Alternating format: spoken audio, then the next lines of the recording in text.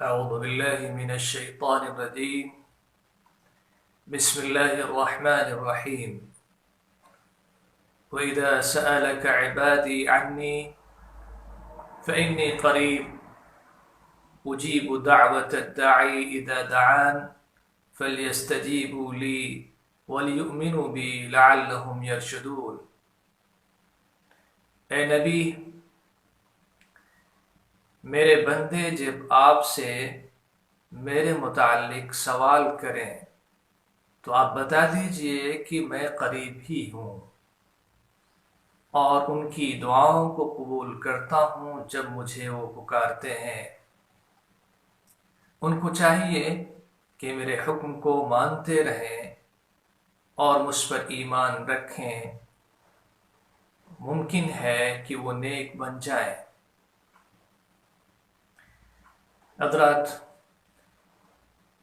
یہ آیت کریمہ سورہ بقرہ کی انہی آیات میں سے ایک ہے جہاں پر روزہ کو فرض قرار دیا گیا ہے اور روزے کے مسائل بیان کیے گئے ہیں۔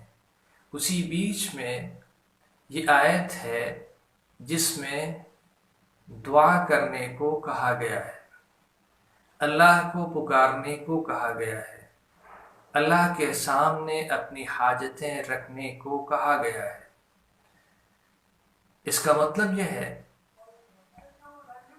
کہ روزے کے مقاصد میں جہاں بہت ساری چیزیں ہیں کہ انسان کھانا چھوڑ دے، پانی چھوڑ دے اور اپنی شہوت پر کنٹرول کرے، وہیں ساتھ ساتھ وہ خدا کو یاد بھی کرے اور خدا سے دعا بھی کرے۔ دعا کے سلسلے میں اللہ کے رسول صلی اللہ علیہ وسلم نے ارشاد فرمایا، الدعاء مخ العبادہ، کہ دعا عبادت کی روح ہے، اس کا مغز ہے، یعنی عبادت کا ماحصل ہے۔ ایسے ہی اللہ کے رسول صلی اللہ علیہ وسلم نے ایک دوسری حدیث میں ارشاد فرمایا، الدعاء هو العبادہ، دعا عبادت ہی ہے۔ جس طریقے سے بندہ مومن اللہ کے علاوہ کسی اور کی عبادت نہیں کر سکتا، اسی طریقے سے وہ اللہ کو چھوڑ کر کسی اور سے نہ دعا کر سکتا ہے اور نہ سوال کر سکتا ہے۔ اللہ کے رسول صلی اللہ علیہ وسلم نے ارشاد فرمایا کہ تمہیں اگر چھوٹی سے چھوٹی چیز کا سوال کرنا ہے تو اللہ ہی سے کرو، یہاں تک کہ اگر تمہارے جوتے کا تسمہ بھی ٹوٹ جائے تو اس کا بھی سوال تم اللہ سے کرو۔ ہمیں اور آپ کو چاہیے کہ دعا کو اپنا ہتھیار بنائیں۔ ایک حدیث میں بھی اللہ کے رسول صلی اللہ علیہ وسلم نے ارشاد فرمایا، الدعاء سلاح المؤمن، کہ دعا مومن کا ہتھیار ہے، یعنی وہ دشمن سے اپنا بچاؤ کر سکتا ہے، وباؤں سے اپنا بچاؤ کر سکتا ہے، شیطان کے وار سے اپنا دفاع کر سکتا ہے، اللہ سے رابطہ اپنا مضبوط کر سکتا ہے اور اللہ کے سامنے اپنی باتیں رکھ سکتا ہے۔ اللہ کے رسول صلی اللہ علیہ وسلم نے ارشاد فرمایا کہ جو شخص دعا نہیں کرتا اللہ تعالیٰ اس سے ناراض ہوتا ہے۔ لہٰذا ہمیں رمضان المبارک کو غنیمت سمجھنا چاہیے۔ جن اوقات میں زیادہ دعائیں قبول ہوتی ہیں ان میں ایک رمضان المبارک بھی ہے۔ پورا کا پورا دن اور پوری کی پوری رات بڑی محترم اور بہت ہی فضیلت والی ہوتی ہے۔ اس میں جس حصے میں بھی انسان خدا کو یاد کرے اور اس سے دعا کرے، خدا کی ذات سے امید ہے کہ انشاءاللہ وہ قبول کرے گا۔ لہذا جب دعا کریں تو دعا کے آداب بھی ملحوظ رکھے جائیں۔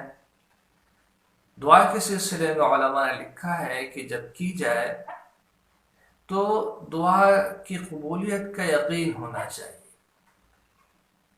اور اپنی عاجزی پر نظر ہونا چاہیے، خدا کی قدرت کا استحضار ہونا چاہیے اور اللہ کی تعریف کرنا چاہیے، اس کے رحمت اور اس کی رزاقیت، اس کی خالقیت، اس کی مالکیت اور اس کے کن فیکون ہونے کا استحضار ہونا چاہیے، اور اس کو انسان اپنے الفاظ میں ادا بھی کرے۔ دوسرے نمبر پر اللہ کے رسول صلی اللہ علیہ وسلم پر درود بھیجنا چاہیے، سلام بھیجنا چاہیے۔ پھر اس کے بعد اگر ممکن ہو تو وہ دعائیں کرنا چاہیے جو اللہ کے رسول صلی اللہ علیہ وسلم نے کی ہیں، جو جامع دعا ہے۔ پھر اس کے بعد اپنی جو بھی مرضی ہو انسان اللہ سے کہہ سکتا ہے اور مانگ سکتا ہے۔ بندے اور خالق کے درمیان کوئی تیسرا فرد نہیں ہے، وہ جو کچھ چاہے اللہ سے مانگ سکتا ہے، کہہ سکتا ہے۔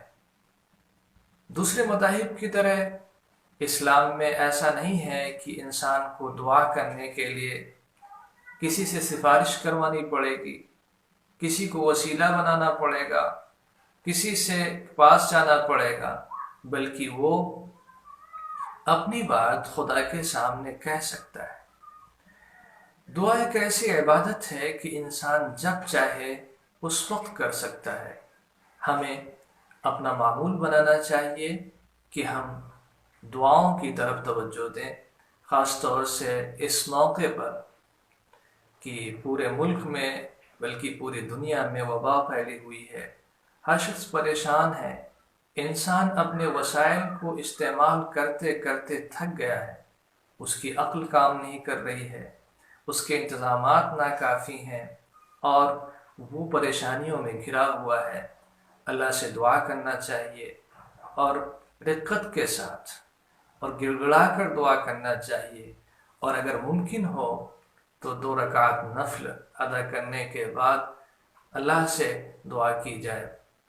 خاص طور سے سحری کا وقت اور افطار سے پہلے کا وقت، یہ 2 بڑے قیمتی اوقات ہیں، ان میں بھی ہمیں اللہ سے دعا کرنا چاہیے اور مانگنا چاہیے، اور دوسروں کے لیے بھی دعا کرنا چاہیے۔ دعا کے سلسلے میں یہ بات ہے کہ انسان جب اپنے لیے دعا کرے تو دوسروں کے لیے بھی دعا کرے، تاکہ اس کی قبولیت کے آثار اور زیادہ بڑھ جائے۔ دعا کے سلسلے میں یہ ہے کہ اگر دعا فوری طور پر قبول نہیں ہوتی ہے تو انسان کو گھبرانا نہیں چاہیے، پریشان نہیں ہونا چاہیے۔ اس کے علاوہ دعا سے پہلے نیک کاموں کا اہتمام کرنا چاہیے، صدقہ میں، خیرات کا، دعا کا، نماز کا، یا اور بھی جو نیک کام ہو سکتے ہیں ان کا اہتمام کرنے کی کوشش کرنا چاہیے، اور رمضان المبارک سے فائدہ اٹھانا چاہیے۔ دعا عبادت ہے، عبادت کا جز ہے، عبادت کا حاصل ہے۔ نبی اکرم صلی اللہ علیہ وسلم کی محبوب عبادت ہے، اور آپ کی دعاؤں کے مجموعے موجود ہیں۔ کس طریقے سے کس طرح گریہ وزاری کرتے تھے آپ، اللہ کے سامنے سجدہ ریز ہوتے تھے اور اپنی بات کو رکھتے تھے۔ ہمیں آپ کو بھی اللہ کے رسول صلی اللہ علیہ وسلم کی اس محبوب ادا کو کوشش کرنا چاہیے کہ اپنی زندگی میں شامل کریں اور اللہ سے قرب حاصل کریں۔ اللہ تعالی ہمیں اور آپ کو عمل کی توفیق سے نوازے۔